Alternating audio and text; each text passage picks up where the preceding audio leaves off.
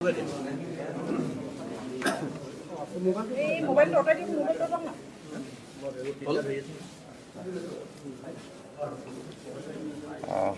বন্ধুসকল, আজি আমি ডক্টৰ অনুজ পেগু ডাঙৰীয়া আৰু মই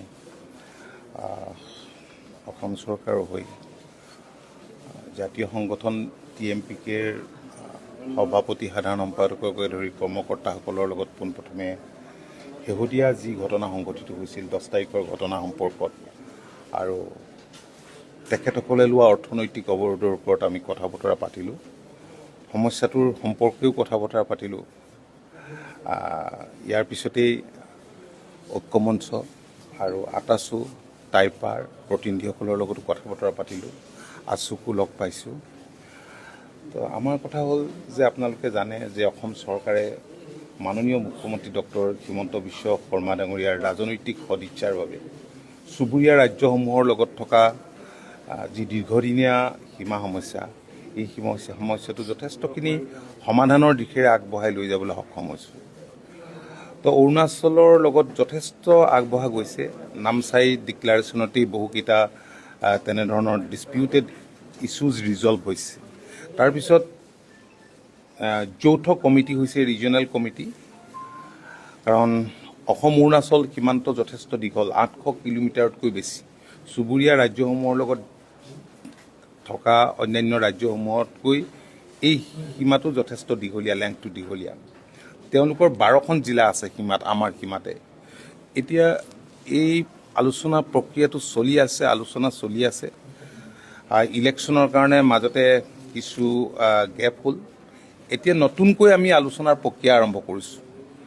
পৰহি যিখন গুৱাহাটীত মাননীয় মুখ্যমন্ত্ৰীৰ অধ্যক্ষতাত কেবিনেট বৈঠক হৈছিল, সেই কেবিনেট বৈঠকে এখন নতুন কমিটি কৰিছে। মাননীয় মুখ্যমন্ত্ৰী এখন নতুন কমিটি কৰি দিছে, নতুন কমিটি কেওটা আন্তঃৰাজ্যিক সীমান্ততেই কৰিছে আৰু ইয়াত চেয়াৰমেনৰ দায়িত্ব ডক্টৰ অনুজ পেগু ডাঙৰীয়াকে দিছে। বাকী জনপ্ৰতিনিধিসকল থাকিব। তদ্ৰূপ চুবুৰীয়া যিখন জিলা আছে অৰুণাচলৰ, তেওঁলোকৰো নতুন ৰিজনেল কমিটি হ'ব আৰু এই আলোচনাখিনি আগবঢ়াই লৈ যোৱা হ'ব।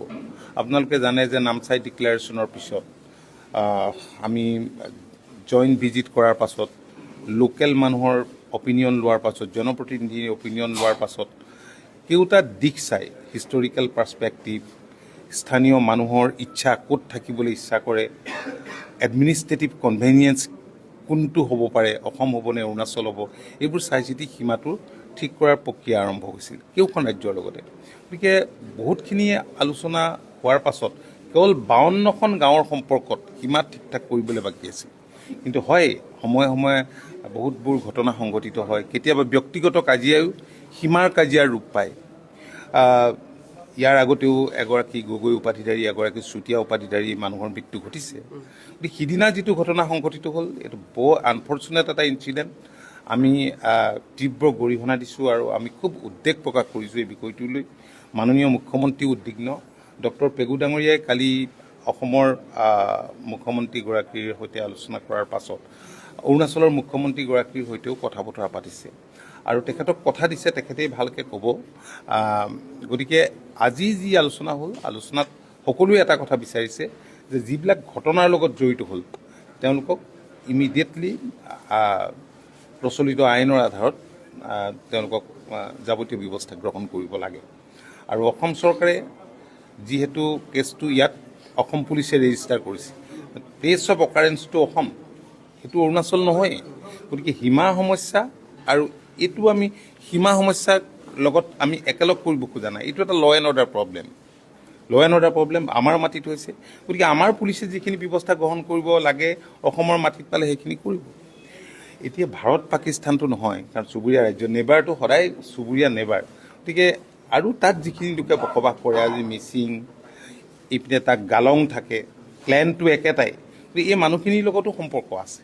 আজি আমি TMPKৰ লগত আলোচনা কৰাৰ পাছত TMPK কৈছে যে আমাৰ যিবিলাক গালঙৰ তাত লোক আছে, বেলেগ বেলেগ মঞ্চ আছে, সেই মঞ্চৰ কমিটি যিসকল বিষয়ববীয়া আছে তেওঁলোকৰ লগতো ছ'চিয়েল অৰ্গেনাইজেশ্যনৰ আলাপ আলোচনা কৰিব। সেইটো খুব ভাল কথা। আমি চুবুৰীয়া ৰাজ্যসমূহৰ লগত আলাপ আলোচনাৰ মাজেৰেই সমাধান কৰিব লাগিব এই বিষয়টো। আমাৰ নিজৰ সমস্যা, আৰু কংগ্ৰেছে সৃষ্টি কৰা সমস্যা, কংগ্ৰেছে ৰাজ্য সৃষ্টি কৰোঁতে যদি ওৱান্স ফৰ অল সমস্যাটো সীমাটো ঠিক কৰি দিলেহেঁতেন আজি যিবোৰ সমস্যাৰ আমি মুখামুখি হৈছোঁ সেইবোৰ নহ'লোহেঁতেন। আজি এনেবোৰ সমস্যাৰ কাৰণে সীমান্তত বিভিন্ন সময়ত বেলেগ বেলেগ ঘটনা সংঘটিত হয় আৰু ডেভেলপমেণ্টটো ৰখি গৈছে। যে আমি উন্নয়ন বিচাৰোঁ, প্ৰগতি বিচাৰোঁ, গতিকে মাননীয় মুখ্যমন্ত্ৰীৰ নেতৃত্বতে অহা দিনবিলাকত আমি চুবুৰীয়া ৰাজ্যসমূহৰ লগত থকা সীমা সমস্যা সমাধান কৰিম। অৰুণাচলৰ ক্ষেত্ৰতো একেই হ'ব। মাননীয় গৃহমন্ত্ৰীও এই বিষয়টোক লৈ উদ্বিগ্ন, কাৰণ গৃহমন্ত্ৰীৰ উপস্থিতিতেই MOU চাইন হৈছে, দুয়োখন ৰাজ্যৰ মুখ্যমন্ত্ৰীৰ উপস্থিতিত MOU চাইন হৈছে। গতিকে বাকী যি 52টা তেনেধৰণৰ ৰিজল্ভ নোহোৱা ইছ্যু আছে, আমি সেইবিলাক ৰিজল্ভ কৰিবলৈ আমি আগবাঢ়ি গৈ থাকিম। ঠিক আছে, তো হয়, সেই বিষয়েও আমি অৱগত হৈছোঁ। যিহেতু আমাৰ অসম আৰক্ষীৰ DIG আৰু SSPও আজি ইয়াত উপস্থিত আছিল, জিলা আয়ুক্তও আছিল। গতিকে তেখেতসকলৰ পৰা আমি গোটেই কথাখিনি জানিছোঁ। মানে যেতিয়া মানুহৰ যেতিয়া এনেবোৰ ঘটনা হয়, তেতিয়া আমি দুই পক্ষই যদি সংযত নহওঁ আৰু ইয়াৰ ফলত আৰু বেলেগ ধৰণৰ ডাঙৰ ঘটনা সংঘটিত হ'ব পাৰে, এস্কেলেট হ'ব পাৰে। আজি ধৰক অৰ্থনৈতিক অৱৰোধ দিছোঁ, আমি তেওঁলোকক অহা বাধা কৰিছোঁ, তাতো আমাৰ মানুহ থাকে, তেওঁলোকেও আকৌ কোনোবা, কাৰণ দুষ্কৃতিকাৰীটো আছে, মিছক্ৰিয়েণ্ট কিছুমান থাকে।